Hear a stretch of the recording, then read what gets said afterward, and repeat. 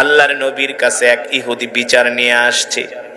ওই বিচারের রায়টা আল্লাহর নবী ইহুদির পক্ষে দিয়ে দিছে, মুসলমানের পক্ষে দেয় নাই। ওই বিচারটা মুসলমান একজনের কাছে ভালো লাগে নাই। তিনি দৌড়ায় গেছে ওমরের বাড়িতে। ওমর তাআলা, ওমর ইফতাহিল বাব, ঘরের দরজা খোলো, ওমর তোমার সাথে আমার কথা আছে। হযরত ওমর বলে কি কথা? বলে ওমর দেখো, আমি চাঁদা দেই দ্বীনের জন্য, জিহাদের জন্য আমি মাল দেই, আল্লাহ নবী যা চায় আমি তাই দেই, আমি নামাজও পড়ি, আমি আমার সম্পদও দ্বীনের রাস্তায় খরচ করি, কিন্তু আল্লাহ রসুল দেখো এই বিচারের রায়টা আমার পক্ষে না দিয়া ইহুদির পক্ষে দিয়া দিছে। ওমর তুমি বলো এই কাজটা কি ঠিক হইল নাকি? হযরত ওমর বলে তুমি কি চাও? বলে আল্লাহ রসুল যদি বিচারের রায়টা আমার পক্ষে দিত তাহলে আমি খুশি হতাম। হযরত ওমর বলে ঠিক আছে দাঁড়াও, আমি রায় তোমার পক্ষে আমি রায়টা দিচ্ছি। তুমি যেহেতু বিচারে আউয়াল তোমার পছন্দ হয় নাই, ওমরের কাছে বিচারে সানি নিয়ে আসছো, আমি তোমার বিচারে সানি করে দিতেছি, অপেক্ষা করো। হযরত ওমর দেরি করলেন না, ঘরে গেলেন, ঘর থেকে তরবারি আনলেন, খাপ থেকে তরবারি বের করে ওই মুসলমানের কল্লার উপরে এক কোপ দিয়ে তার কল্লাটা দ্বিখণ্ডিত করে দিলেন। আর আস্তে কোন সুবহানাল্লাহ। আল্লাহ রসুল এই খবর শুনেছেন, তিনি অবাক হয়ে গেছে। ওমর তুমি কি করলা? তার কল্লা ফেলে দিলা। একটু পরে আল্লাহ তাআলা জিবরাইলকে পাঠাইছে, জিবরাইল যাও যাও জমিনে যাও, আমার হাবিবকে বলে দাও ওমর যে ফায়সালা করেছে এই ফায়সালার সাথে আল্লাহ তাআলাও একমত পোষণ করেছেন। ওমরের ফায়সালাকে আল্লাহ নিজে পছন্দ করেছেন। আল্লাহু আকবার। হযরত ওমরকে বলা হয় মেজাজে ওহী, মেজাজে ওহীর মেজাজের একজন মানুষ। সেই ওমর কবরের মধ্যে শুয়ে থাকতেন। কোন লোক মারা গেলে হযরত ওমর ওই খনন করা কবরের ভিতরে যায় শুয়ে শুয়ে কান্না করতেন, হায় রে কবর, তুই হচ্ছিস একজন মানুষের জন্য প্রথম ঘাঁটি, তোর থেকে যদি কেউ মুক্তি পাওয়া যায় তাহলে সে বেঁচে গেল, আর তোর থেকে যদি কেউ মুক্তি না পায় জাহান্নাম ছাড়া তার কোনো উপায় নাই। ঠিক কিনা বলে? আজকে আমরা মুসলমানরা সেই কবরের কথা চিন্তা করি না, ঠিক কিনা বলেন? একবারও ভাবলাম না এই শীতের দিনে কতগুলো শীতের কাপড় পরলাম, আর যেই লোকটা কবরে শুয়ে আছে, মাটির মধ্যে শুয়ে আছে, ঠিক কিনা বলেন? ও মুসলমান, আল্লাহ রাব্বুল আলামিন কোরআনুল কারীমে সে কথাই বলেন, কুল্লু নাফসিন যায়িকাতুল মাউত, কুল্লু নাফসিন যায়িকাতুল মাউত ওয়া ইন্নামা তুওয়াফাউনা উজুরাকুম ইয়াওমাল কিয়ামাহ ফামান যুহজিহা আনিন নারি ওয়া উদখিলাল জান্নাতা ফাকাদ ফাজ ওয়ামাল হায়াতুদ দুনিয়া ইল্লা মাতাউল গুরুর। আল্লাহ রাব্বুল আলামিন বলে, এ দুনিয়ার মানুষ, প্রত্যেকটা মানুষকে মরতে হবে, মৃত্যুর স্বাদ গ্রহণ করতে হবে। মৃত্যু থেকে কেউ বাঁচতে পারে না, আমরাও বাঁচতে পারবো না, ঠিক কিনা বলেন? ইযা জা আজালুহুম লা ইস্তাখিরুনা সাআতাও ওয়া লা ইস্তাকদিমুন। আল্লাহ তাআলা প্রত্যেকটা মানুষের হায়াতের জিন্দেগির একটা নির্ধারিত সময় দিয়ে আল্লাহ দুনিয়াতে পাঠাইছে। এক সেকেন্ড বেশিও বাঁচবো না, এক সেকেন্ড কমও বাঁচবো না, ঠিক কিনা বলেন? আমরা দেখবেন মাঝে মাঝে মসজিদ থেকে মাইকিং করে, অমকের ছেলে অমক কামালউদ্দিন, মরহুম কামালউদ্দিন রাত 3:10 মারা গেছে, কথা কেনা? আবার মাইকিং করে অমকের ছেলে অমক জামালউদ্দিন দুপুর 2:10 মারা গেছে। মাইকিং হয় কি হয় না? কেন রাত 3টায় মারা গেল, কেন রাত 2টায় মারা গেল, কেন সকাল 6টায় মারা গেল, কেন ভোর 5টায় মারা গেল? এটার কারণ কি? কারণ কি? ইদা জা আজালুহুম লা ইস্তাখিরুনা সাআতাও ওয়া লা ইস্তাকদিমুন। আল্লাহ তাআলা তার হায়াতের জিন্দেগি লেখা রাখছে 2024 মঙ্গলবার রাত 3টা পর্যন্ত, ঠিক কিনা বলেন? সে এক সেকেন্ড বেশি বাঁচার কোনো উপায় নাই। কারণ আল্লাহ তাআলা যখন পৃথিবী সৃষ্টি করেছেন, আল্লাহ তাআলা নিজের কুদরতি হাত দিয়া আপনার আমার ভাগ্য লিখেছেন। সুবহানাল্লাহ বলেন। নুন সূরাতুল কলাম 29 পারায় আল্লাহ তাআলা বলতেছেন, নুন ওয়াল কলামি ওয়া মা ইয়াসতুরুন। সূরাতুল কলাম, কলাম মানে কলম, কলাম মানে কি? কলাম মানে কলম। এ যুবক, তোমাকে আমাকে আল্লাহ তাআলা দুনিয়াতে পাঠানোর 50,000 বছর আগে তোমার আমার ভাগ্য আল্লাহ তাআলা লিখেছেন তার কুদরতি কলম দিয়া। তুমি কতদিন বাঁচবা, কতটুকুন রিজিক খাবা, কোন জায়গায় রিজিক খাবা, কত টাকা ইনকাম করবা, সব লিখেছেন কি? আরো জোরে বলেন কি? সব আল্লাহ তাআলা তোমার আমার ভাগ্য লিখেছেন। ওয়াল কদরি খাইরিহি ওয়া শাররিহি মিনাল্লাহি তাআলা। আর এই দুনিয়াতে যত আপদ বিপদ আছে সব আসে কার পক্ষ থেকে? জোরে বলেন। যদি বলেন না না না আল্লাহ তাআলার কোনো ক্ষমতা নাই, বলেন নাউজুবিল্লাহ। আল্লাহ তাআলা কোরআনুল কারীমের মধ্যে বলেন ওয়া ইনদাহু মাফাতিহুল গায়বি লা ইয়ালামুহা ইল্লা হু ওয়া ইয়ালামু মা ফিল বাররি ওয়াল বাহর ওয়া মা তাসকুতু মিন ওয়ারাকাতিন ইল্লা ইয়ালামুহা ওয়া লা হাববাতিন ফি যুলুমাতিল আরদি ওয়া লা রাতবিন ওয়া লা ইয়াবিসিন ইল্লা ফি কিতাবিম মুবিন। আল্লাহ তাআলা বলে দুনিয়ার মানুষ রে, আমি আল্লাহ কেমন ক্ষমতাবান একবার চিন্তা কইরা দেখো। আমার আল্লাহর হুকুম ছাড়া একটা গাছের পাতাও লড়ে না, ঠিক কিনা বলেন? আল্লাহ তাআলা বলে আমি সেই রব, তোমাদের হায়াতের জিন্দেগি কয়দিন বাঁচবা, কতটুকু রিজিক খাবা, কয় টাকা ইনকাম করবা, কয়জন ছেলে সন্তান হবে, সব আমি আল্লাহ তোমার ভাগ্যে লিখে দিয়েছি, ঠিক কিনা বলেন? আল্লাহ তাআলার রাসূল বলেন আল্লাহ তাআলা দুনিয়াতে মানুষ পাঠানোর পূর্বে আরশে আজিমের মধ্যে আল্লাহ তাআলার একটা কুদরতি গাছ আছে। ওই গাছের মধ্যে সবার নামে একটা কইরা পাতা আছে। কি আছে? ওই পাতার মধ্যে আপনার নাম লেখা। আপনি কতদিন বাঁচবেন, কতটুকু রিজিক খাবেন, কোন জায়গায় আপনার মৃত্যু হবে, সবকিছু লেখা আছে। সুবহানাল্লাহ বলেন। যখন আপনার আমার মৃত্যুর সময় হয়ে যায়, হাদিস শরীফে আসছে 40 দিন আগে আপনার আমার নামের পাতাটা হলুদ বর্ণ হয়ে যায়। কি হয়ে যায়? কয়দিন আগে? কথা বলে না, কয়দিন আগে?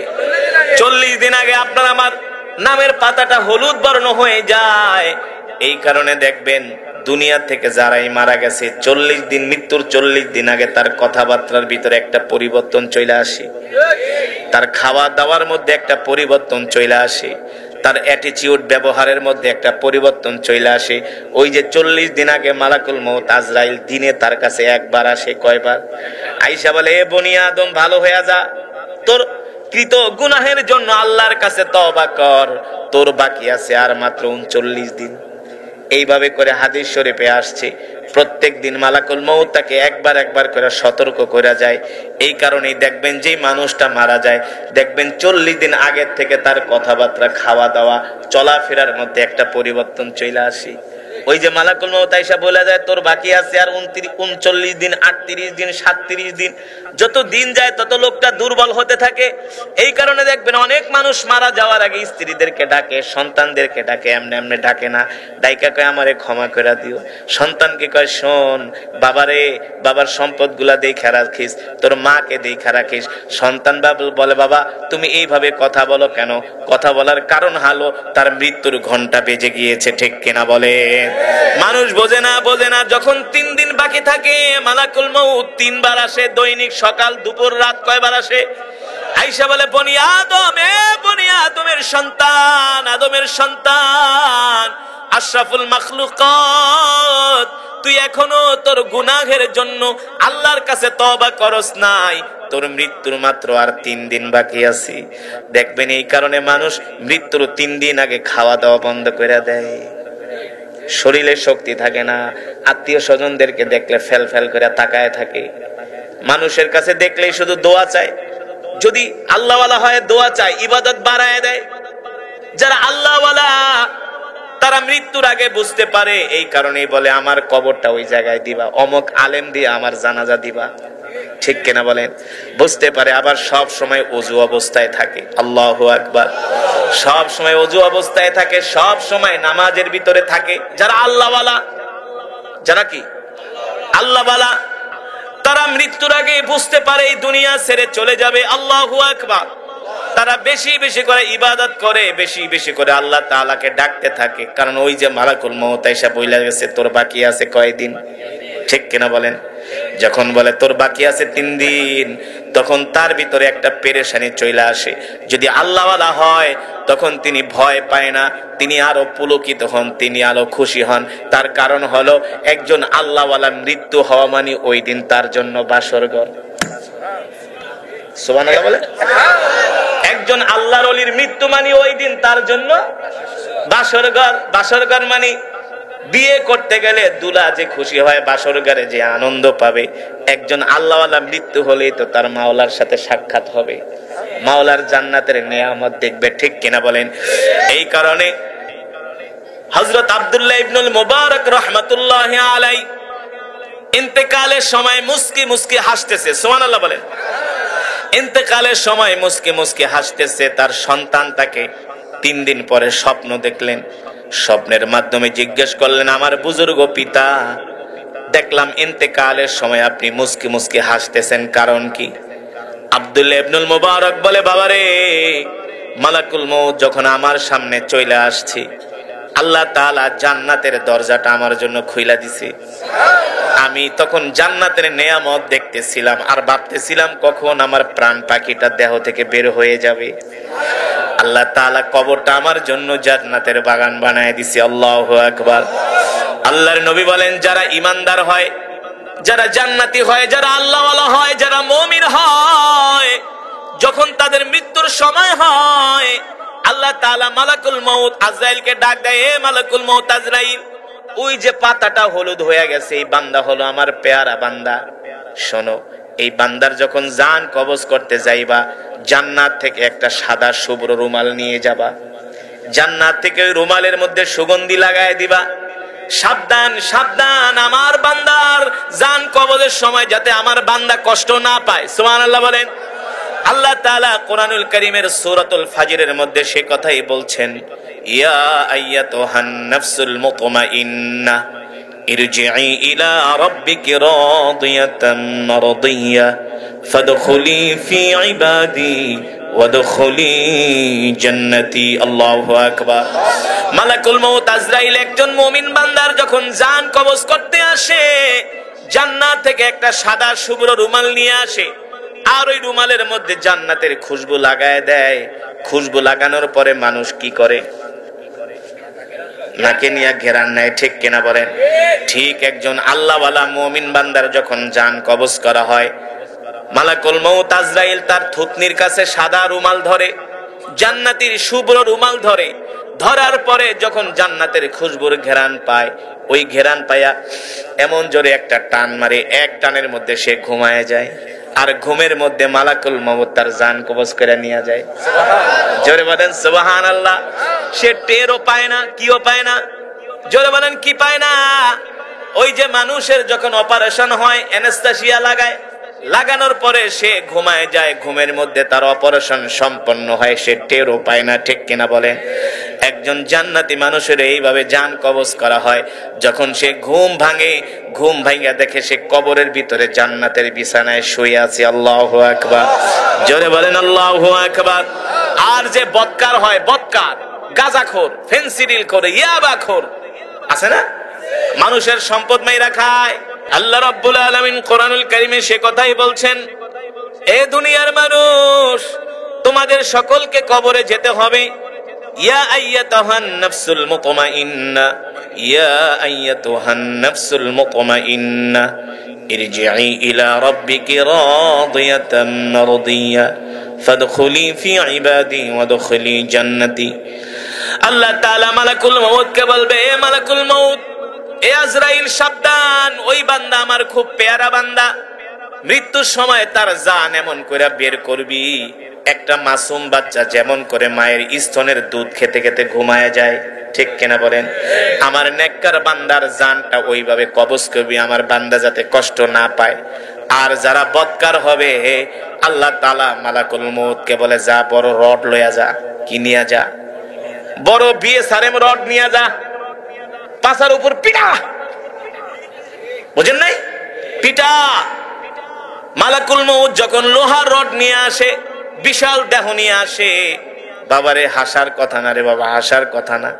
একবার চিন্তা করেন এই অবস্থাটা, কি অবস্থাটা হয়। আল্লাহ নবী বলেছেন, বদকাররা মালাকুল মউতকে দেখার পরে কলিজা শুকায় যায়। এই কারণে দেখবেন কিছু মানুষ মৃত্যুর আগে চোখগুলো বড় বড় করে তাকায়, হতাশ হয়ে যায়, ঠিক কিনা বলেন? পেরেশান হয়ে যায় মালাকুল মউতকে দেখলে।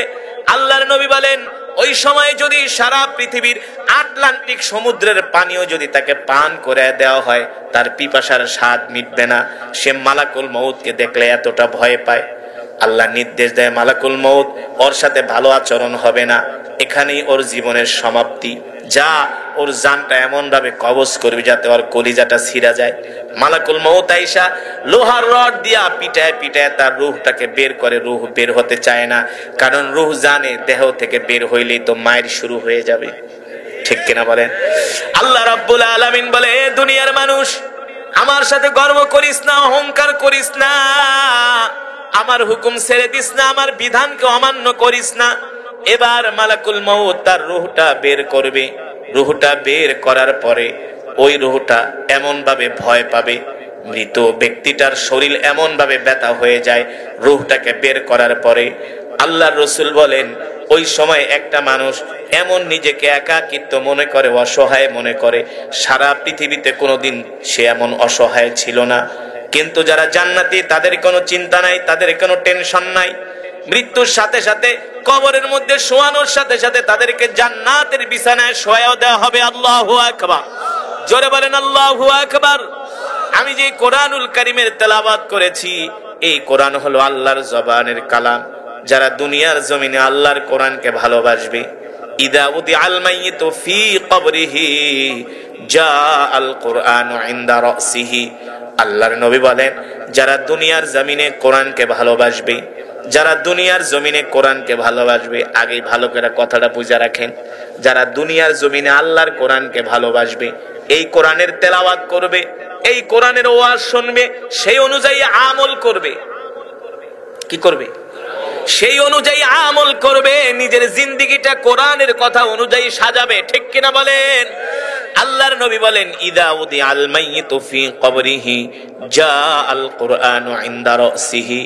যে দুনিয়াতে আল্লাহর কোরআন অনুযায়ী নিজের জীবনকে পরিচালিত করবে, ওই লোক, ওই ব্যক্তিটা ইন্তেকাল করার সাথে সাথে যখন তাকে গোসল করায়া কবরের দিকে নেওয়া হবে, আত্মীয় স্বজনগুলো কান্না করবে, বাবা বাবা বলে চিৎকার করবে, ভাই ভাই বলে চিৎকার করবে, দোস্ত দোস্ত বলে চিৎকার করবে।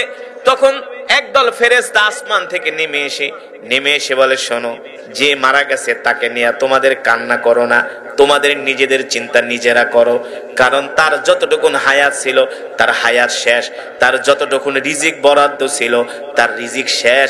এই কারণে আল্লাহ তাকে দুনিয়া থেকে উঠায় নিছে, ঠিক কিনা বলে? এবার আল্লাহর নবীকে সাহাবায়ে কেরামরা প্রশ্ন করলেন, ওগো আল্লাহর নবী, তাহলে আমরা মালাকুল মউতের এই কথাগুলো কেন শুনি না, আমরা ফেরেশতাদের কথাগুলো কেন শুনি না? আল্লাহর নবী বলে, এ সাহাবীরা, তোমরা যদি ওই ফেরেশতাদের কথাগুলো শুনতা তাহলে তোমরা একজনও দুনিয়াদারি করতে পারতা না। দুনিয়ার ব্যবসা বাণিজ্য চাকরি বাকরি বাদ দিয়া সবাই কবরের চিন্তায় জঙ্গলে যায় বেশি বেশি ইবাদত করতা, ঠিক কিনা বলে? ও মুসলমান, আল্লাহ রাসূল সেই কথাই বলেন, তাদের জন্য সুসংবাদ, তাদের জন্য খুশির খবর, তাদের জন্য খুশ খবরি। ইদা উদিআল মাইয়িতু ফি কবরিহি জাআল কুরআনু ইনদা রাসিহি। আল্লাহর নবী বলেন, যারা এই দুনিয়ার জমিনে কোরআনের জন্য নিজেদের জান দিয়েছে, কোরআনের জন্য নিজেদের মাল দিয়েছে, কোরআনের জন্য রক্ত দিয়েছে, ঠিক কিনা বলেন? কোরআনের জন্য জেল খেটেছে, কোরআনের জন্য নিজের জীবনটাকে আল্লাহর রাস্তায় বিলীন করে দিছে, কোরআন অনুযায়ী জীবনে কোনোদিন গুনাহ করে নাই, এই চোখ দিয়া কোনোদিন হারাম জিনিস দেখে নাই, এই পা দিয়া কোনোদিন হারাম কাজে যায় নাই, এই হাত দিয়া কোনোদিন হারাম জিনিস ধরে নাই। আল্লাহর নবী বলেন, তাদের জন্য সুসংবাদ হলো, ইদা উদিআল মাইয়িতু ফি কবরিহি জাআল কুরআনু ইনদা রাসিহি। এই হামিলে কোরআন যখন মারা যাবে, মারা যাওয়ার পরে আত্মীয় স্বজন যখন তাকে কবরের দিকে নিয়ে যাবে, কি করবে? আত্মীয় স্বজন যখন তাকে কবরের দিকে নিয়ে যাবে, সে সব দৃশ্যগুলো দেখবে। সে মনে করবে আমি ঘুমায় আছি, ঘুমের ভিতরে স্বপ্ন দেখতেছি। আমরা অনেক সময় ঘুমের ভিতরে মরে গেছি, দেখি কি দেখি না?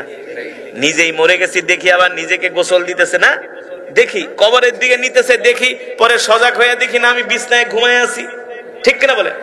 আল্লাহ নবী বলেন, একজন মানুষ যখন মারা যায়, যদি সে নেককার হয়, সে মনে করবে ঘুমায় আছে, তাকে কবরের দিকে নিতেছে ঘুমায় আছে। যখন চূড়ান্ত পর্যায়ে আত্মীয় স্বজনরা কবরের ভিতরে নেমে যখন গামছা দিয়া চেঙ্গুলা করে তাকে কবরে শোয়ানো হবে, যখন মাথার উপরে বাঁশের ছাউনি দেয়া হবে, কলা পাতা বিছিয়ে দেওয়া হবে, তখন ওই মানুষটা এতটা একাকিত্ব হয়ে যাবে, তখন চিল্লায় চিল্লায় বলে, এ সন্তান, আমাকে তোরা একা একা কবরে রাইখা যাইস না। এ ভাই, আমাকে তোরা কবরে রাইখা যাইস না। বাবা গো, কবরে আমাকে এইভাবে রেখে যেও না। ও আমার দোস্তরা, আমাকে এইভাবে কবরে রেখে যেও না। সে চিৎকার করতে থাকে, এই কবরে আমি কিভাবে থাকবো? আল্লাহ, কতটা অসহায় অবস্থা। প্রত্যেকটা মানুষেরই অবস্থা হবে, সবারই অবস্থা হবে। যখন কবরের ভিতরে আমরা রাখি, তখন সে ভয় পায় না। যখন বাঁশের ছাউনি দিয়া দিই, তখন মনে করে যে আর তো বাঁচার উপায় নাই। তখন সে ইয়া নাফসি ইয়া নাফসি বলে, চিৎকার করতে থাকে, আমাকে এইভাবে একা করে তোমরা যেও না। এই কবরে আমি কিভাবে একা একা থাকবো? আল্লাহ, এই কবরটা আমাদের জন্য জান্নাতের বাগান বানায় দিয়ে। আরো জোরে শুনে বলি আমিন।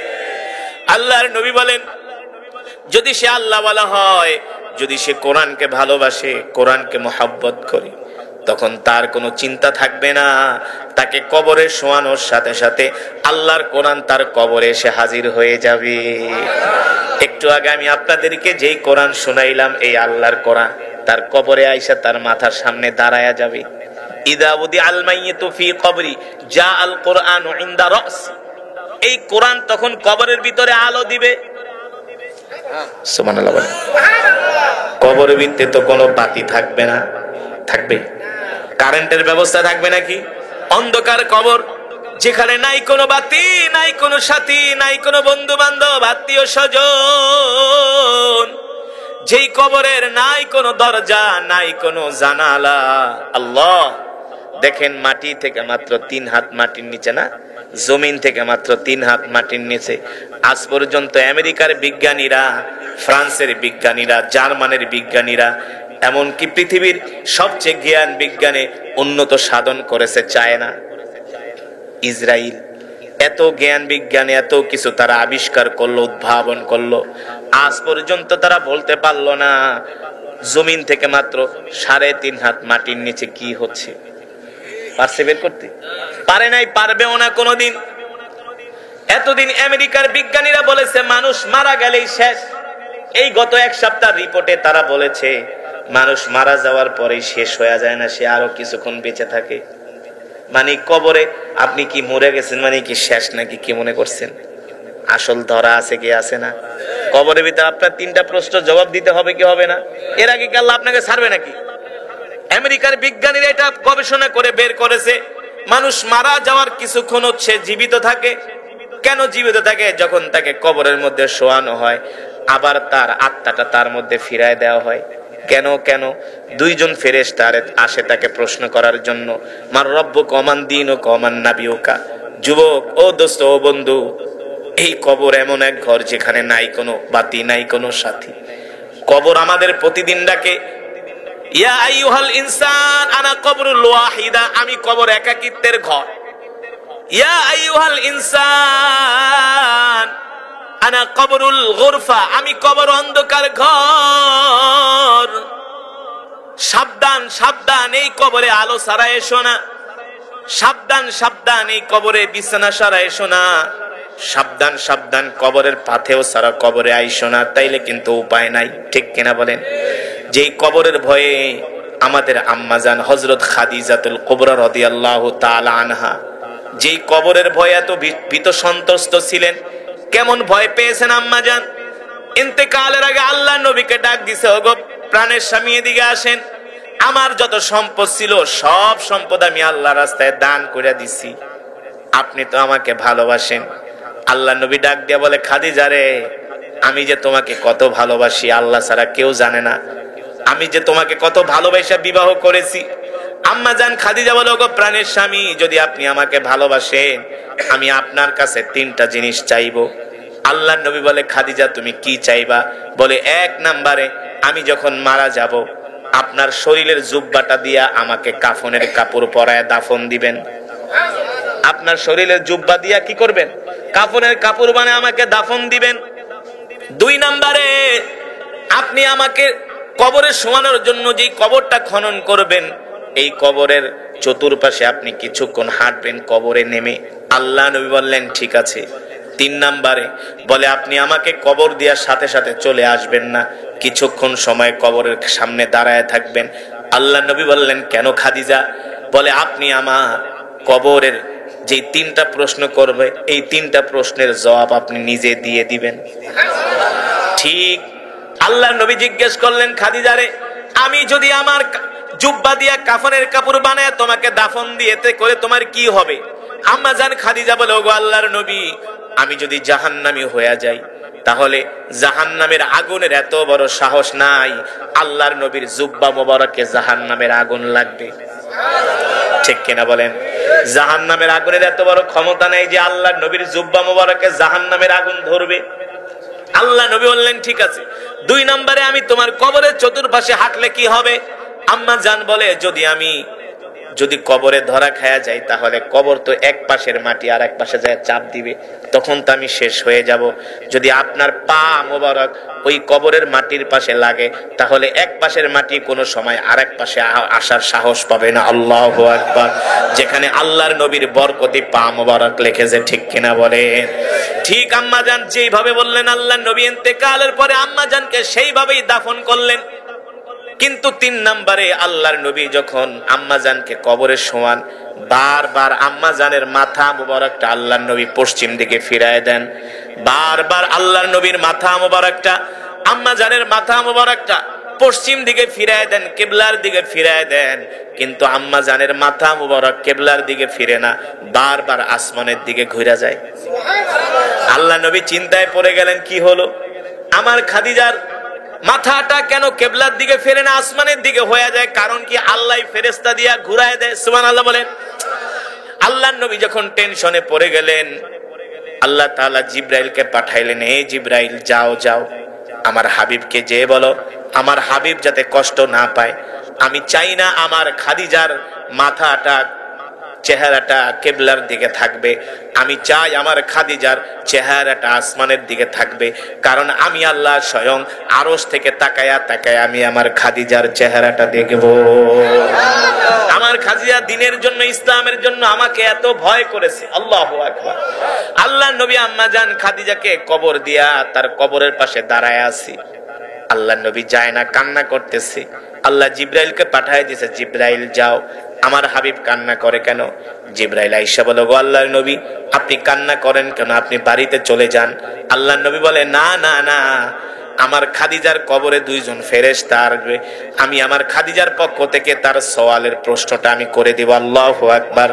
জিবরাইল বলে, আপনার দেওয়ার প্রয়োজন নাই, হযরত খাদিজার তিনটা প্রশ্নের জবাব আল্লাহ নিজেই দিয়ে দিয়েছেন। জান্নাতি কনফার্ম, জান্নাত কনফার্ম হওয়া সত্ত্বেও আম্মা জান খাদিজা কবরকে কত ভয় করতেন। ঠিক কিনা? কিন্তু আমরা সেই কবরের পাশ দিয়া যাই গান বাজাইতে বাজাইতে। হ্যাঁ, আমরা সেই কবরের পাশ দিয়া যাই বিড়ি টানতে টানতে। ঠিক কিনা বলেন? আমরা মানুষকে কবর দেই কিন্তু আমরা কবরের কথা চিন্তা করি? কবরের কথা চিন্তা করি না।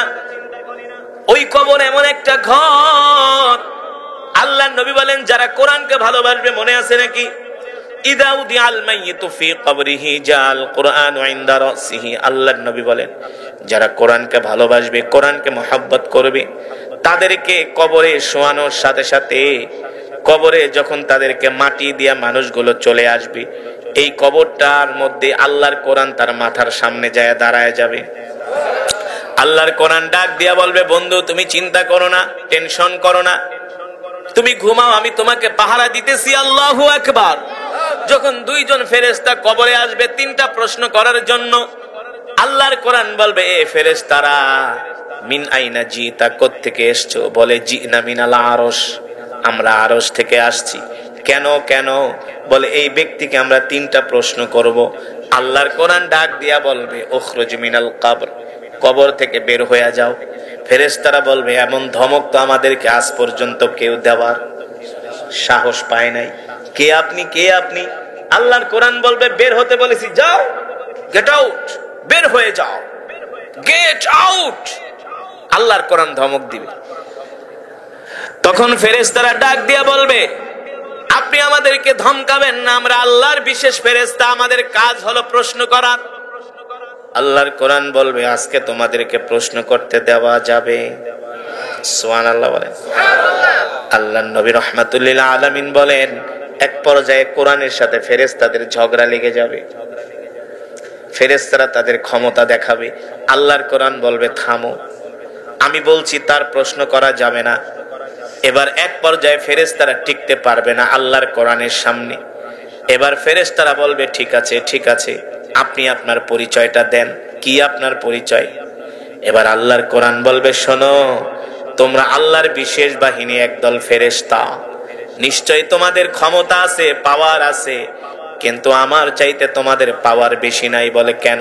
বলে তোমরা হলে আল্লাহর ফেরেশতা আর আমি হলাম স্বয়ং আল্লাহর জবানের কালাম। আমি হলাম আল্লাহর জবানের কোরআন, জবানের কালাম। সুবহানাল্লাহ বলে। আপনারাই বলেন একজন প্রেসিডেন্টের পুলিশের ক্ষমতা বেশি নাকি প্রেসিডেন্টের জবানের কথার দাম বেশি? জোরে বলেন। এখন বর্তমানে বাংলাদেশের প্রেসিডেন্ট, প্রধানমন্ত্রী, উপদেষ্টা হলেন ইউনূস। ইউনূস চাইলে যেই কোনো পুলিশ অফিসারকে খাগড়াছড়ি থেকে বান্দরবন পাঠাইতে পারে। পারে কি পারে না? পারে কি পারে না? এখন যদি ইউনূসের সাথে কোনো পুলিশ টক্কর দেয় সে পারবে কিনা? কারণ সে হলো ক্ষমতাধর। ঠিক কিনা বলেন? আমার আল্লাহ তো এমন আল্লাহ, সারা পৃথিবীর মালিক আল্লাহ, একচ্ছত্র ক্ষমতার মালিক আল্লাহ, বিশাল সাম্রাজ্যের মালিক আল্লাহ। আমার আল্লাহ হলেন রাজাদিরাজ। সারা পৃথিবীর শাসকদের ক্ষমতা শেষ হয়ে যাবে, আমার রবের ক্ষমতা কোনোদিন শেষ হবে? আমার রবের ক্ষমতা কোনোদিন শেষ হবে না। আল্লাহু আকবার। আল্লাহর কোরআন বলবে ফেরেশতারা কবর থেকে বের হয়ে যাও, তারা ভয়ে বের হয়ে যাবে। আল্লাহু আকবার। আল্লাহ তাআলা আরশের মাঠ কায়েম করবে, হাসরের মাঠ কায়েম করবে। মানুষগুলো ইয়া নাফসি বলবে। আল্লাহর কোরআন বলবে দোস্ত তুমি ভয় করো না, আমি তোমার সাথে আছি। আল্লাহর কোরআন তার হাত ধরে মিজানের পাল্লার কাছে নিয়ে যাবে। মিজানের পাল্লায় নিয়োজিত যে ফেরেশতারা থাকবে তাকে দেখার পরে বলবে যান, আপনার আমলনামা মিজানের পাল্লায় দেওয়ার প্রয়োজন নাই, কারণ স্বয়ং আপনার সাথে আল্লাহর কোরআন আছে। এবার যাবে জাহান্নামের কাছে। জাহান্নামের দারোয়ানরা বলবে যান, আপনাকে জাহান্নামের ভিতরে নিক্ষেপ করা হবে না, কারণ আপনার সাথে স্বয়ং আল্লাহর কোরআন আছে। আল্লাহর কোরআন থাকলে আবার ফেরেশতারা কিছু বলার সাহস পাবে নাকি? জোরে বলেন। সাপোজ কথা, আপনি যত বড় অপরাধী হন, আপনার সাথে যদি দুইজন পুলিশ থাকে, এলাকার কোনো মানুষ আপনার দিকে তাকাবে নাকি? আর যদি সেনাবাহিনী থাকে, কবে বাবারে কি পাওয়ারওয়ালা লোক না, আপনাকে আরো সবাই দেখে ভয় পাবে। ঠিক কিনা বলেন? ঠিক এই কোরআন হলো আল্লাহর জবানের কালাম। সুবহানাল্লাহ বলেন। আল্লাহ তাআলা বলে যেই কোরআনকে ভালোবাসে আমি আল্লাহ তাকে ভালোবাসি, যেই কোরআনকে হেফাজত করে মুখস্থ করে আমি আল্লাহ তাকে ভালোবাসি, যেই কোরআন অনুযায়ী চলে আমি আল্লাহ তাকে ভালোবাসি। আল্লাহু আকবার। এবার আল্লাহর কোরআনকে দেখে জাহান্নামের ফেরেশতা বলবে যান, সোজা জান্নাতের দিকে যান। এখনো জান্নাতে যাওয়ার জন্য একটা ঘাটি বাকি আছে, সেটা হলো পুলসিরাত। পুলসিরাত এমন একটা পুল, 1000-এর মধ্যে 999 জন সিটকে জাহান্নামে পড়ে যাবে। সব মানুষগুলো ইয়া নাফসি বলবে, হায় রে কিভাবে এই জাহান্নামের পোল থেকে পার পাবো? আল্লাহর কোরআন বলবে দোস্ত তুমি ভয় পেও না, তোমার হাতটা আমার কাছে দাও। তার হাত ধরে চোখের পলকে পুলসিরাতের পোল পার করে দিবে, আর জান্নাতে যাওয়ার জন্য তার কোনো বাধা নাই। এবার সরাসরি জান্নাতে ঢুকে যাবে। জান্নাতের নাজ নিয়ামত দেখা এত আনন্দিত হবে, এত পুলকিত হবে, তার আর কোনো চিন্তা নাই। সুবহানাল্লাহ বলেন। যারা বিদেশ সফর করছেন তারা জানেন অনেক দেশের ইমিগ্রেশন অনেক হার্ড হয়। কি হয়? হার্ড বোঝেন তো? খুব কঠিন, অনিশ্চিত। আপনি বাংলাদেশ থেকে বিমানে উঠছেন, আপনি সিঙ্গাপুর ঢুকতে পারবেন কিনা, আমেরিকায় ঢুকতে পারবেন কিনা, অনিশ্চিত। এত সোজা ইমিগ্রেশন অফিসার আপনাকে অনেক প্রশ্ন করবে। একটা প্রশ্নের উত্তর যদি দিতে না পারেন, এই যে 22 ঘন্টা জার্নি করে গেলেন বাংলাদেশ থেকে আমেরিকা, আবার আপনাকে ব্যাক পাঠায় দিবে। এমন কত বাংলাদেশের কত এসপি ডিসি সচিবরে পর্যন্ত এয়ারপোর্টে আটকায় দিছে, বিদেশে ঢুকতে দেন, যাও বাংলাদেশে। তখন তার কাছে কেমন মনে হয়? ওই সময় মনে হয় যে মইরা যাওয়া ভালো। এত ঘন্টা জার্নি করে যদি আপনি ঢুকতে না পারেন, এর চেয়ে কষ্ট আছে? যখন আমরা বিদেশে যাই মাঝে মাঝে, যখন শুনি ভাই এয়ারপোর্ট খুব গরম, এয়ারপোর্ট কি ইমিগ্রেশন অফিসার খুব গরম, সবাইকে খুব পাসপোর্ট দেখে, এই প্রশ্ন করে ওই প্রশ্ন করে, যখন সে ইমিগ্রেশন অফিসার সিলডা মাইরা পাসপোর্ট দেয়, আরে পাচ্ছি, দোস্তরে ফোন দেয়, দোস্ত আমি কিন্তু ইমিগ্রেশন পার হয়ে গেছি, তুই তাড়াতাড়ি গাড়ি লয়ে আয়। কফির দোকানে যায় কফি খায়, বাপের ফোন দেয়, মায়ের ফোন দেয়, মা ঢুকে গেছি বিদেশে। বুঝেন নাই? ঠিক একটা মানুষ জাহান্নামের ইমিগ্রেশন, মিজানের পাল্লার ইমিগ্রেশন, পুলসিরাতের ইমিগ্রেশন, তিনটা ইমিগ্রেশন। প্রথমটা হলো কবরের, কবর পার হয়ে গেছে, এবার যাবে মিজানের পাল্লার কাছে, পার হয়ে গেছে, এবার যাবে জাহান্নামে, পার হয়ে গেছে। শেষ ইমিগ্রেশন হলো, ঘাটি হলো পুলসিরাতের পুল। এইটা যখন পার হয়ে জান্নাতে ঢুকে দেখে নাজ নেয়ামত। বাংলাদেশ আর মালয়েশিয়া কিন্তু এক না, বাংলাদেশের চেয়ে মালয়েশিয়া হাজার লক্ষ গুণে সুন্দর। যখন আপনি মালয়েশিয়া ইমিগ্রেশন পার হয়ে লাল নীল বাতি দেখবেন, সুন্দর সুন্দর ফুলের বাগান আর বিল্ডিং দেখবেন, কেমন লাগবে? কেমন লাগবে? একটা সুন্দর দেশে আইছে রে, মনের মতো ঘুরবো, ঠিক কিনা বলে? ঠিক একটা মানুষ জান্নাতে যখন ঢুকবে, আল্লাহ এমন জান্নাত, সুবহানাল্লাহ বলেন, জান্নাত দেখা পাগল হয়ে যাবে, পাগল আত্মহারা হয়ে যাবে। ওই যে বললাম জান্নাতের কার্পেট গুলো হবে 1 হাত উঁচু, পাড়া দিবে নিচের দিকে ডেবে যাবে। জান্নাতের ভিতরে থাকবে স্বর্ণের গাছ। আর রাস্তায় কোন সুবহানাল্লাহ, ইন্নালিল মুত্তাকিনা মাফাজা হাদাইকা ওয়া আনাবা ওয়া কাওয়াইবা আতরাবা ওয়া কাসান দিহাকা। সব আল্লাহর কোরআন, আমার বানানো কথা না। জান্নাতের ভিতরে দেখলেই ঢুকবেন, ঢুকলেই দেখবেন আঙ্গুরের বাগান। কিসের বাগান? কিসের বাগান? আরো বলেন কিসের বাগান? হাদাইকা ওয়া আনাবা, আঙ্গুরের বাগান, ঠিক কিনা বলেন? ওয়া কাওয়াইবা আতরাবা, জান্নাতে ঢুকেই দেখবেন সুন্দর সুন্দর রমণীরা দাঁড়ায় আছে। কি কি সুন্দর সুন্দর রমণী, হুরেরা দাঁড়ায় আছে। তাদের চেহারা এমন সুন্দর, কেমন সুন্দর বলবো? কেমন সুন্দর হবে হুর বলবো? যাদেরকে কোনোদিন দুনিয়ার চোখ দেখে নাই। হুরদের শরীর হবে এমন নরম, কেমন নরম, ডিম ভাঙলে ডিমের কুসুমটা ধরছেন কোনোদিন হাত দিয়া, হলুদ অংশটা, ডিম ভাঙলে ডিমের হলুদ অংশ কুসুমটা যেমন নরম, হুরদের শরীরগুলো হবে এমন নরম। হুররা এত সুন্দরী হবে, তাদের হাড্ডির ভিতরে যে মগজ আছে সেই মগজ পর্যন্ত দেখা যাবে। সুবহানাল্লাহ। হুরদের দাঁতের আলোতে পুরা পৃথিবী আলোকিত হয়ে যাবে। হুরদের চুলগুলো থাকবে গোল্ড কালারের। ফর এক্সাম্পল, মেয়েরা দেখবেন গোল্ড কালার করে চুলে, করে কি করে না?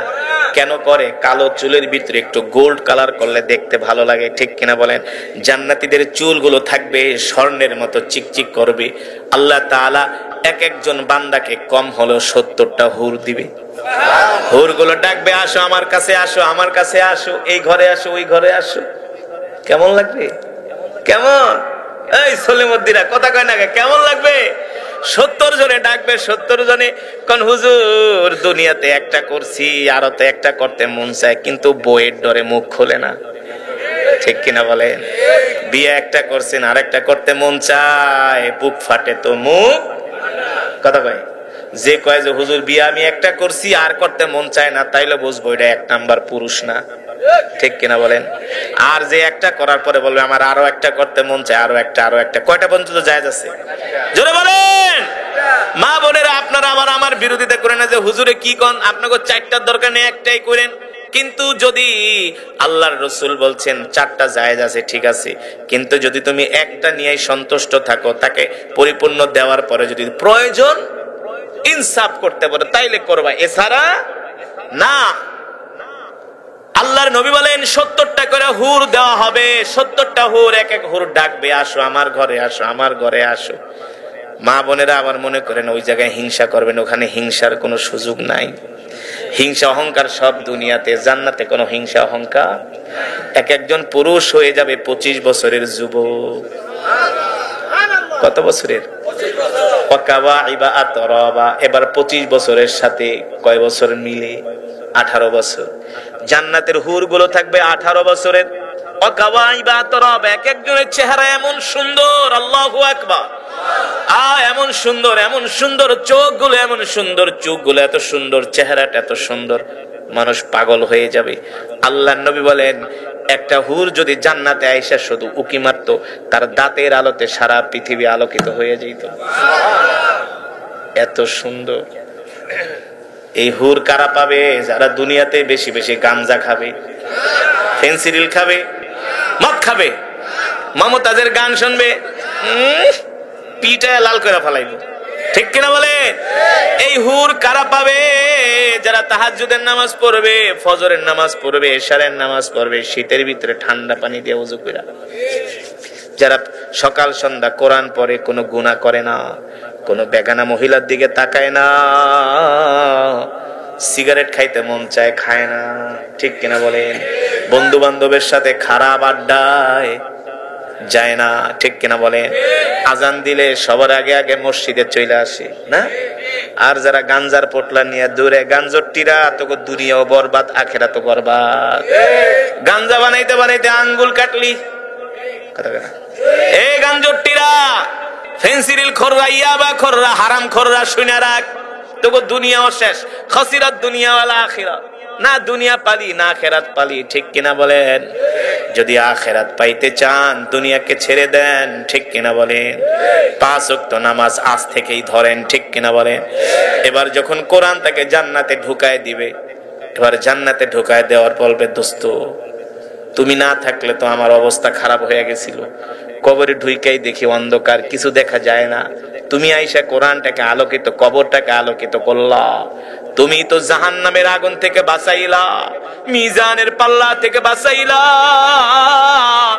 তুমি তো আমাকে পুলসিরাতের পুল পার করে জান্নাতে ঢুকাইলা। কি তোমার পরিচয়? কোথায় তোমার বাড়ি? কোথায় তোমার ঘর?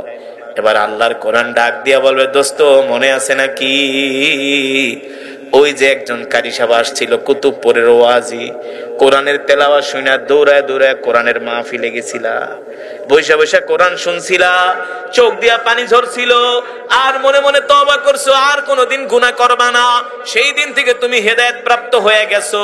সেই দিন থেকে আর কোনোদিন নামাজ ছেড়ে দাও নাই, রোজা ছেড়ে দাও নাই, কোরআন ছেড়ে দাও নাই, জিকির ছেড়ে দাও নাই, এই চোখ দিয়া কোনোদিন হারাম জিনিস দেখো নাই, একটা আদনা থেকে আদনা গুনাহ করো নাই। ও বন্ধু, সকাল সন্ধ্যা তুমি আমাকে তেলাওয়াত করতা, হাফেজ সাহেবদের পিছনে রমজানে দাঁড়ায় দাঁড়ায় কোরআন শুনতা। এই দুনিয়াতে তোমার অনেক খারাপ কাজ করতে মনে চেয়েছে, আল্লাহর কোরআনের ভয়ে করো নাই, আল্লাহর ভয়ে করো নাই। আজকে আমি কোরআন, তুমি দুনিয়াতে আমাকে ভালোবাসছো, তুমি আমাকে ভালোবাসছো দেখে আজকে কবরে আমি তোমাকে ভালোবেসে জান্নাত পর্যন্ত পৌঁছে দিয়ে গেলাম। থাকো, কি করো? থাকো। মাঝে মাঝে আমরা বিদেশ যাই, গেলে নতুন দেশে গেলে এয়ারপোর্ট থেকে কিছুই চিনি না, নতুন দেশ না, কিচ্ছু চিনি না। যখন একটা বাংলাদেশি পাই, আইসা, হুজুর আসসালামু আলাইকুম, ভালো আছেন? হুজুর দেশের থেকে আসছেন? হ্যাঁ। হুজুর কয়দিন থাকবেন? কই যাবেন? কই ভাই কিছু চিনেন, এই যে এই ঠিকানায় যাবো। তখন বাংলাদেশি পাইলে হুজুর চলেন হোটেলে আপনার আগে খাওয়াই। কি করি? খাওয়াই।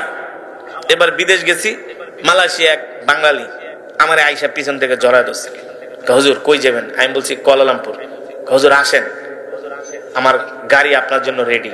আমি কই না, আমি তো যাব আমার মতো করে। না হুজুর, আমি আপনার হোটেল পর্যন্ত পৌঁছাই দিয়াম। তখন কি আনন্দ লাগে, হ্যাঁ? অপরিচিত ঢাকা শহরেই তো 52 বাজার 53 গলি চিনে না অনেকে, গ্রামের থেকে আইলে গোলক দাদায় পড়ে যায়, ঠিক না? তো বিদেশের ব্যাপার, তখন যদি একটা লোক পান পরিচিত, আপনাকে যদি আদর করে, তাহলে কেমন মনে হবে? আর কোনো চিন্তা লাগবে? ভাই আপনি যতক্ষণ আছেন কোনো চিন্তা। আল্লাহর কোরআন সেই দিন আপনাকে আমাকে পথ দেখায় দেখায় জান্নাত পর্যন্ত পৌঁছে দিবে।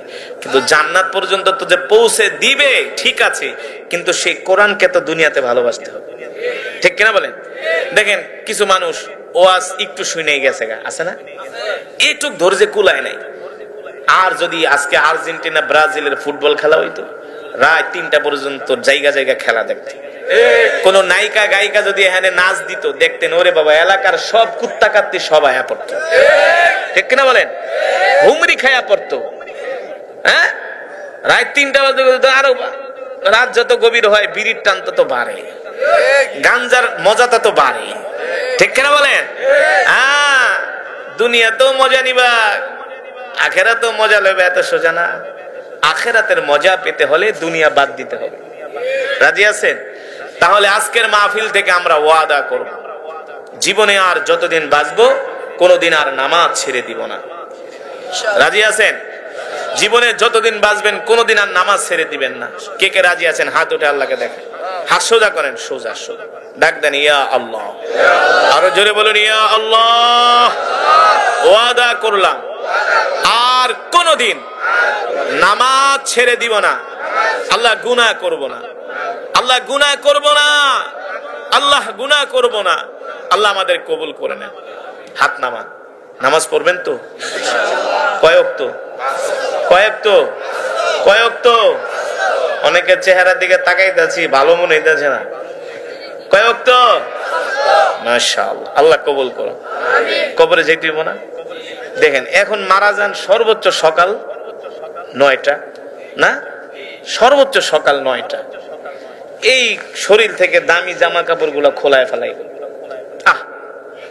যুবক, তোমার মোটরসাইকেলের মালিক হবে আর একজন না। তুমি যেই ঘরে ঘুমাতা অটোমেটিক অন্য জনে এসে তোমার ঘর দখল, তোমার অস্তিত্বই থাকবে না। এখন মরে যাবেন, মাইকিং যে করবে সেটাও বলবে অমুকের ছেলে অমুক মারা গেছে। আত্মীয় স্বজন আইসা জিজ্ঞেস করবে না, এই যে মারা গেছে কামাল কোথায়, এটা জিজ্ঞেস করবে। কি বলবে? কি বলবে? লাশটা কোথায়। তার মানে মানুষ মারা যাওয়ার সাথে সাথে তার একটা পরিচয় বিলুপ্ত হয়ে যায়, সেটা হলো নাম। সেটা হলো কি? ইসিম, তার নাম। আল্লাহ রাসূল বলেন মানুষ মৃত্যুর সাথে সাথে তার নাম বিলুপ্ত হয়ে যায়, তার নাম আর কেউ। সুতরাং এই দুনিয়া একটা ধোঁকা। এই দুনিয়া কি? কে বলছেন? আল্লাহ তাআলা। যুবক, 5টা ওয়াক্ত নামাজ পড়ো, আল্লাহর হুকুম মানো, দাড়িটা রাখো, দেখবা কি মজা লাগে। শান্তি শান্তি, ঠিক কিনা বলেন? শান্তি। আল্লাহ তাআলা আমাদের সকলকে আল্লাহ তাআলার হুকুম মানার 5 ওয়াক্ত নামাজ পড়ার তৌফিক দান করুন।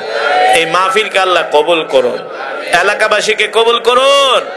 এই মজমার এই মাহফিলের যত সওয়াব হয়েছে আল্লাহ তাআলা অত্র এলাকার গোরস্থানে কবরে সকলের কবরের সওয়াব পৌঁছে দিন। আছে কি আছে না? চাঁদাবাজ, সন্ত্রাস, মানুষের সম্পদ লুণ্ঠন করে, সুদ খায়, কি খায়? ঘুষ খায়, কি খায়? এই বেটা, এই ভাই উঠাউঠি করে কেন? বসো। সাহস করে বয়ান চলাকালী ওঠে। বয়ান শেষ করে দিব? বয়ান ভাল লাগতেছে না মনোযোগ দিয়ে দেবো? হ্যাঁ, মনোযোগ না দিয়ে যাবেন না তো। ওঠাউঠি করলে যিনি বয়ান করে তার যতটুকুন ক্ষতি নয় তার চেয়ে বেশি শ্রোতাদের ক্ষতি হয়। আপনি যত মহব্বত নিয়ে আল্লাহর কোরআনের আলোচনা শুনবেন, আল্লাহ তাআলা আপনার অন্তরে তত কোরআনের নূর ঢেলে দিবে। আপনি আমি যদি কোরআনের আলোচনা না শুনি, কিছু আসবে যাবে আল্লাহর? ক্ষতি হবে কার? এই যে আজকের মাহফিলে আপনারা আসছেন, জানেন কি সওয়াব পেয়েছেন? আমি যদি 10,000 শব্দ তেলাওয়াত করে থাকি, তেলাওয়াতের মধ্যে এক এক হরফে 10টা করে নেকি পাইছেন। কয়টা করে নেকি? এই এক মাসে কয় নেকি কামাইছেন? 10টা করে নেকি পেয়েছেন। 10,000-কে 10 দিয়া গুণ দেন, কয় হাজার? 1 লাখ। কয় লাখ? যদি 20,000 শব্দ তেলাওয়াত করি, 20,000-কে 10 দিয়া গুণ দেন, কয় লাখ? 2 লাখ। 2 লাখ নেকি পাইছেন। শুধু এখানেই শেষ না, এই মাহফিলে যারা এসেছেন সকলেই এক খতম করে করে কোরআনুল কারীমের সওয়াব পেয়েছেন। কিভাবে বলেন তো? বলতে পারবেন? মাশাআল্লাহ। কিছু ভাই বলতেছে সূরাতুল ইখলাস কয়বার পড়ছি? কারণ আছে, কারণ আছে। সূরাতুল ইখলাস আমি চাইলে নাও পড়তে পারতাম। কেন পড়েছি? আমার উপকার হয়েছে, আপনাদের উপকার হয়েছে, আমিও সওয়াব পেয়েছি, আপনারাও সওয়াব পেয়েছেন। এই মাহফিলে যত আল্লাহর বান্দারা আসছেন সকলেই এক খতম করে করে কোরআনুল কারীমের সওয়াব পেয়েছেন। সবাই মিলে এক খতম না, এক একজন এক এক খতম। তো যে মজমার মধ্যে এতগুলো খতমে কোরআনের সওয়াব হয়, ওই মজমার মধ্যে দোয়া করলে আল্লাহ সেই দোয়া ফিরায় দিতে পারে? যেটা বলেন পারে। তাহলে আমরা শেষ মোনাজাত দিয়ে যাব ইনশাআল্লাহ। কেউ উঠাউঠি করবো না। যদি শিক্ষিত হয়ে থাকেন, ভদ্র হয়ে থাকেন, ভালো মুসলমান হয়ে থাকেন, ইমানওয়ালা, তাইলে উঠাউঠি করবেন না। আর যদি আইছেন ওয়াজ শুনা ওই রাস্তার মুখে যে 2টা বিড়ি টান দিবেন, আছে না? এতক্ষণ ওয়াজ শুনা হয়রান হয়ে গেছে, এখন একটু বিড়ি টাইন না শরীরটারে ঠিক করি। এই বিড়ি টানবেন, ওয়াজ শুনবেন, কোনো লাভ হবে না। দইও খাইবেন, দুধও খাবেন, এটা হবে না, একটা খাইতে হবে, ঠিক কিনা বলেন? হ্যাঁ, ইনশাআল্লাহ তাআলা আমাদেরকে শেষ মোনাজাত দিয়ে যাওয়ার তৌফিক দান করুন। আরো জোরে সরে বলি আমিন। আল কারীমের মধ্যে বলছেন, ইন্না ফি খালকিস সামাওয়াতি ওয়াল আরদি ওয়া ইখতিলাফিল লাইলি ওয়ান নাহারি লাআয়াতিল লিউলিল আলবাব। নবী আপনি বলে দেন, এই আসমান জমিন সূর্য সব কিছুর সৃষ্টিকারী হলাম আমি আল্লাহ, ঠিক কিনা বলেন?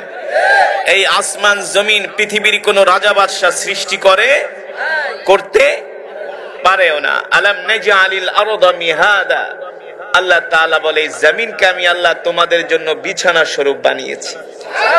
ওয়াল জিবালা আওতাদা, পাহাড় গুলোকে আমি আল্লাহ পেরেক স্বরূপ বানিয়েছি।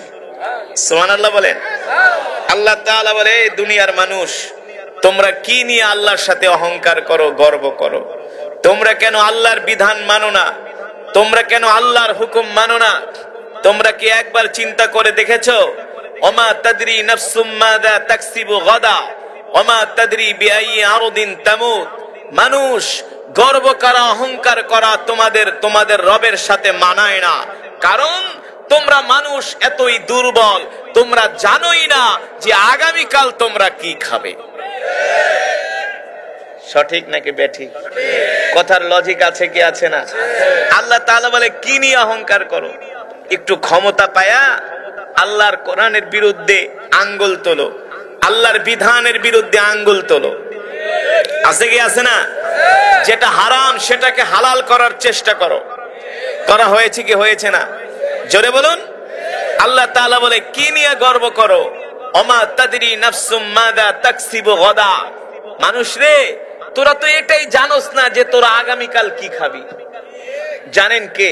আল্লাহ। আপনি আমি চিন্তা করতেছি আগামীকাল কাশপুর বাজারে যে কচি গরু দেখা 2 কেজি গোশত আনবো না, এনে নতুন আলু দিয়ে রান্না করব, তার সাথে টমেটো দিয়ে ডাল হবে, ধনেপাতা হবে। অনেকের মুখে আবার জিহ্বার রস এসে পড়ছে যে হুজুর এত আয়েশ করে বলছে। আসলেই তো মানুষ এমন খাবারের প্ল্যান করে কি করে না? হ্যাঁ, স্ত্রীর গায়ে সকালে আমি কাশপুর বাজারে যে আগে আগে কচি গরুর 2 কেজি গোশত আনবো, হাড্ডি ঠাড্ডি দেখা, সিনা ঠিনা দেখে, আর ডাল রান্না করবা, মৌসুমি কিছু ফুলকপি ভাজি করবা, ধনেপাতা দিয়ে খুব মজা করে খাবো। রাত্রে ঘুমায় রইছেন, সকালবেলা ঘাড়ের রগে একটা টান খাইছে। কিসে টান খেয়েছে? ঘাড়ের একটা রগে কিংবা কোমরের একটা রগে কি খেয়েছে?